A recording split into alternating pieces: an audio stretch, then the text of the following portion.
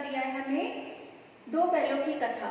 इसका प्रथम भाग हम पढ़ चुके हैं, जिसमें हमने देखा था कि झूरी के दो बैल हैं जो कि हीरा मोती हैं और वो बहुत ही अपने बैलों से प्रेम करता है और किसी काम के कारण वो अपने बैलों को एक दिन अपने ससुराल भेज देता है और दोनों बैल ये समझ लेते हैं कि उन्हें अपने मालिक ने बेच दिया है, जिसके कारण वो बहुत दुखी थे और वह रास्ते भर उसके साले को बहुत परेशान करने लगे और जैसे ही वहाँ पहुँचे तो उनका मन दुखी होने के कारण वहाँ लग ही नहीं रहा था। तो सुबह होते ही वे अपने मालिक के पास वापस लौटकर आ जाते हैं। तो इसके आगे की कहानी हम देखते हैं कि जैसे ही दोनों बैल झूरी के घर वापस लौट आए तो अगले दिन फिर से उसका साला उन दोनों बैलों को लेने के लिए वहां पहुंच जाता है और इस बार तो उसने दोनों बैलों को सीधे गाड़ी में ही जोत लिया था और दोनों को गाड़ी में जोतकर वो अपने घर की ओर चल दिया। तो दोनों बैल बहुत ही गुस्से में थे और गुस्से के कारण जो मोती था उसने तो 2-4 बार गाड़ी को खाई में गिराने की भी कोशिश की, परंतु हीरा जो था वो बहुत ही सहनशील था तो उसने संभाल लिया। इस तरह शाम को जब घर पहुंचे तो दोनों बैलों को फिर वही चरनी में मोटी रस्सियों से बांध दिया गया और कल की शरारत का उन्हें मजा भी चखाया गया और फिर वही रूखा सूखा खाने के लिए उन्हें नांद में डाल दिया गया। नांद वह पात्र होता है जिसमें घास भूसा खाने के लिए गाय बैलों को दिया जाता है। तो दोनों ने दुख के कारण नांद में मुंह नहीं डाला, बहुत दुखी थे दोनों। फिर क्या था, क्योंकि उनके मालिक ने कभी भी उन पर यानी गुस्से से तो छोड़ो, कभी भी गलती से भी कभी प्रहार नहीं किया या मारा पीटा है ना, या दुर्व्यवहार नहीं किया था। इसका उन्हें बहुत ही दुख हो रहा था। उन्हें जो व्यवहार उनके साथ वहां हो रहा था तो वह उन्हें अपना अपमान समझ रहे थे और अपमानित होने के कारण वे बहुत ही दुखी हो चुके थे। फिर क्या था, सुबह होते ही फिर गया ने दोनों बैलों को अपने खेत में बैलगाड़ी में जोतकर ले गया और उनसे वहां पर काम करवाने के लिए उन्हें आगे बढ़ाने लगा। लेकिन दोनों बैलों ने तो जैसे कसम ही खा ली थी कि अब वो आगे पैर नहीं उठाएंगे। गया ने बहुत उन्हें मारा पीटा। एक बार तो हीरा के नाक पर बहुत जोरों से प्रहार भी किया तो मोती को गुस्सा आ गया तो मोती ने झटका देकर उसे गिराने की और उसे चोट पहुंचाने की कोशिश की और फिर दोनों वहां से भागने का प्रयास करने लगे, लेकिन रस्सियां बहुत मोटी थी और बहुत लंबी लंबी थी तो वो भागने में असमर्थ रहे। आगे बढ़ते ही कुछ समय बाद गया ने उन्हें फिर से पकड़ लिया। मोती को इतना गुस्सा आ रहा था कि वह तो जैसे गया को मार ही डालेगा, लेकिन हीरा ने उसे समझाया कि बैलों का जन्म लिया है हमने तो हम मार से कब तक बच सकते हैं भाई, हमें सहन करना ही होगा, इसलिए तुम ज्यादा क्रोध मत करो और किसी को नुकसान मत पहुंचाओ, क्योंकि हमारा यह धर्म है जो हमें किसी को भी नुकसान पहुंचाने की इजाजत नहीं देता। मनुष्य चाहे हमारे साथ जैसा भी व्यवहार करे, परंतु हमें अपना धर्म नहीं छोड़ना चाहिए। फिर क्या था, गया ने उन दोनों को पकड़ लिया और ये अच्छा किया कि उस समय उसने उन्हें मारा नहीं, क्योंकि वो समझ गया था कि दोनों बैल बहुत ही गुस्से में हैं।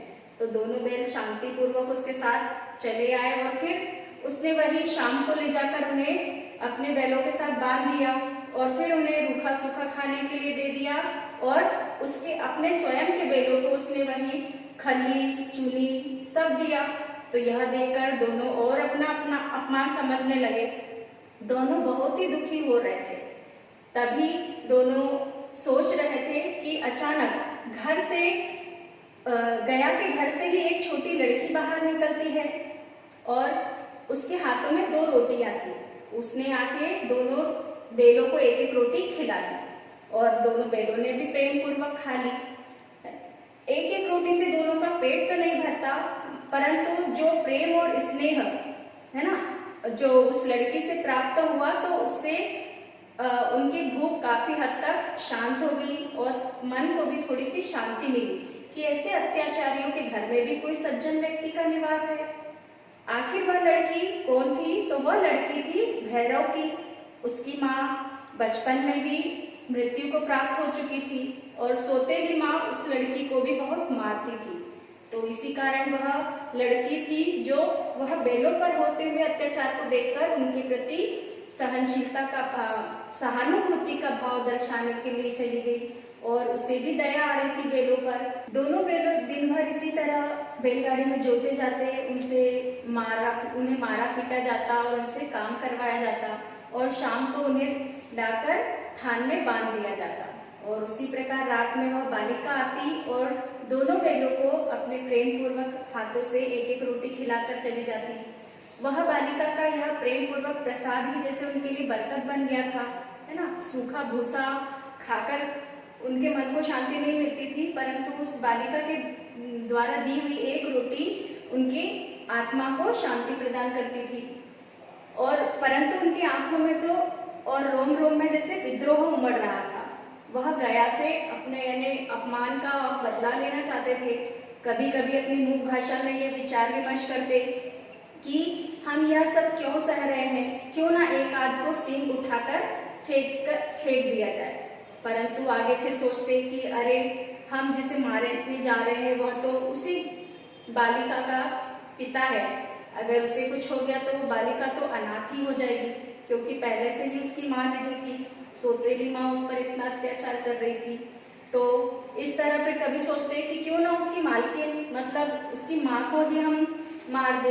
परंतु बेलों का औरतों पर यानी प्रहार करने का धर्म नहीं है। तो इस तरह हीरा उसे समझाता मोती को कि हमें औरतों पर प्रहार करने का अधिकार नहीं है। तो आगे फिर सोचा कि हम अब क्या करें, कोई उपाय सोचते हैं कि किसी भी तरह वहां से हम आजाद हो जाए। तो परंतु जो इस बार उनको रस्सी से बांधा गया था वो रस्सियां काफी मोटी थी। तो फिर उसके लिए क्या करें, तो मोती ने सुझाव दिया कि क्यों ना हम इसे पहले चबाकर तो यानी तोड़ने की कोशिश करें, फिर झटका देंगे ये जल्दी से टूट जाएगी। तो इस प्रकार की उन्होंने योजना बनाई वहां से आजाद होने के लिए। तो शाम होते ही फिर वो वही सबसे पहले रस्सियों को चबाने लगे, जिसके कारण वह कमजोर हो जाए और फिर उसे झटका देकर तोड़ सके। परंतु वो रस्सी इतनी मोटी थी कि उनके मुंह में ही नहीं आ रही थी। तभी अचानक रात्रि के समय उसी बालिका का वहां आना होता है और दोनों बैल बड़े ही दया के भाव से उस बालिका को निहार रहे हैं। तो बालिका भी अपना स्नेह भरे हाथ से उन्हें सहलाने लगती है और उसे बालिका को ऐसा प्रतीत होता है जैसे दोनों बैल उससे प्रार्थना कर रहे हैं कि वह उन्हें खोल दे। तो बालिका भी उनकी उस बात को समझ जाती है और दोनों बैलों की रस्सी को खोल देती है और उनसे कहती है कि तुम दोनों यहाँ से भाग जाओ, नहीं तो यहाँ ये लोग तुम्हें आज मार ही डालेंगे।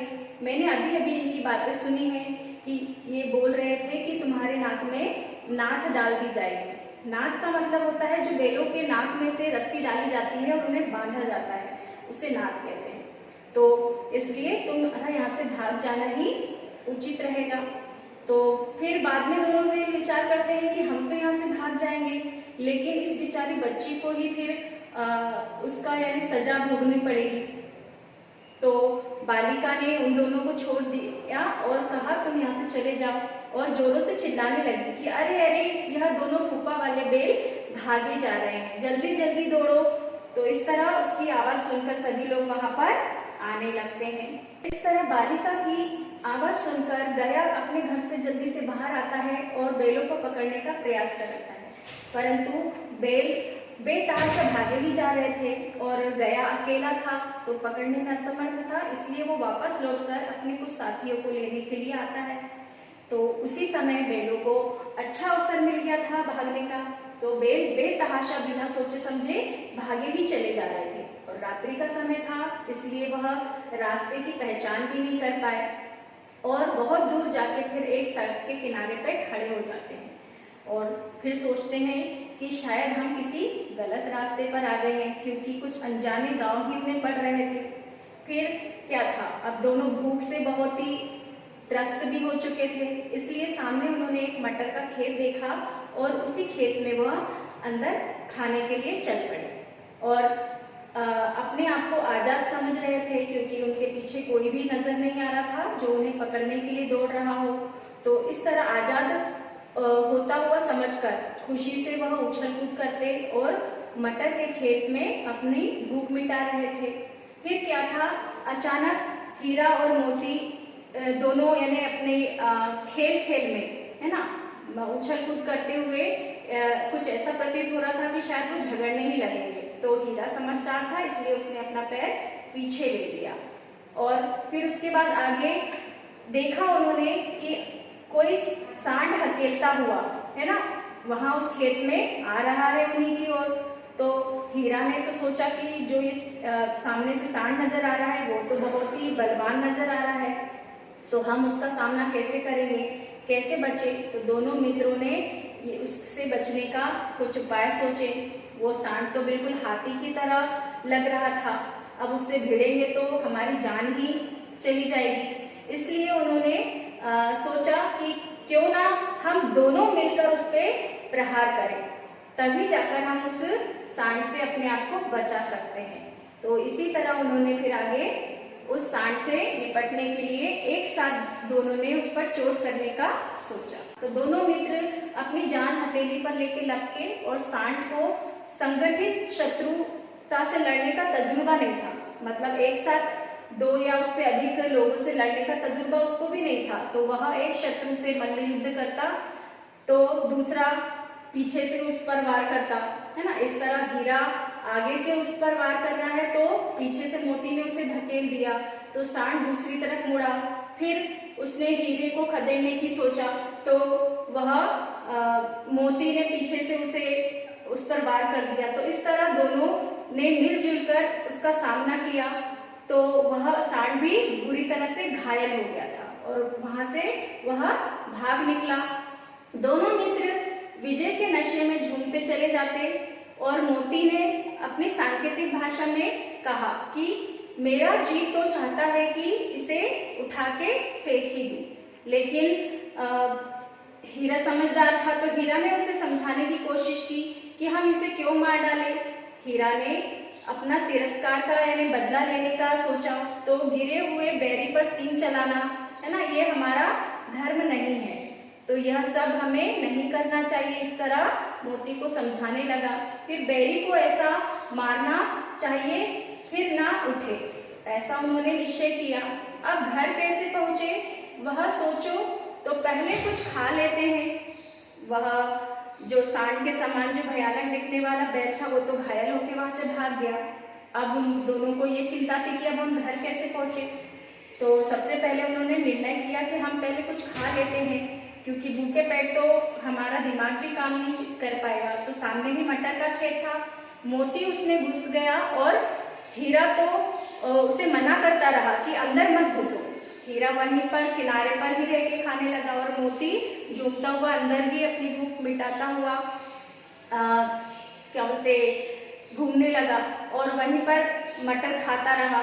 थोड़ी देर बाद उन्होंने देखा कि कुछ लोगों यानी उनकी तरफ आ रहे हैं, तो हीरा जो मेड़ पर ही था, है ना, वो जल्दी से निकल गया और मोती बीच में चला गया था और वहां पर कीचड़ होने के कारण उसके पैर वहीं धंस गए, जिसके कारण वो बाहर नहीं निकल पाया।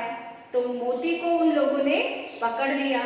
हीरा ने जब देखा कि मेरा मित्र पकड़ा गया है तो अगर सजा मिलेगी तो हम दोनों को मिलेगी, तो इस तरह वह भी वापस लौट गया और उसे भी उन लोगों ने पकड़ लिया। और फिर दोनों ने अपने पर संकट आता हुआ देखा और दोनों फिर वहां से भाग नहीं सके। तो इस तरह से दोनों मित्रों को पकड़ लिया गया और फिर उन्होंने अपने आप को देखा तो कहाँ पे पाया कि उन्हें कांजी हाउस में बंद कर दिया गया है। फिर दोनों मित्रों को जीवन में पहली बार ऐसा यानी साबक पड़ा कि सारा दिन बीत गया परंतु उन्हें तिनका भी खाने के लिए नहीं दिया गया। उन्हें समझ में आ गया कि यह ऐसा स्वामी है जहाँ पर हमें गया भी उसके सामने अच्छा दिखाई देता है। यहाँ कई भैंसे भी थी, बकरियां थी, कई घोड़े नजर आ रहे थे जो सामने चारा न था। सब जमीन पर मुर्दों की तरह पड़े हुए थे और इतने कमजोर लग रहे थे कि उनसे खड़े भी नहीं होते बन रहा था। सारा दिन दोनों मित्र फाटक की ओर टकटकी लगाए ताकते रहे, पर कोई भी चारा लेकर आता दिखाई नहीं दिया। तब दोनों ने एक दीवार की नमकीन मिट्टी चाटने शुरू कर दी, और इससे क्या तृप्ति मिलती है ना, मिट्टी चाटने से क्या उनका पेट भर पाता? तो नहीं। रात को भी कुछ भोजन नहीं दिया गया, तो हीरा के दिल में विद्रोह की ज्वाला और भी ज्यादा भड़क गई।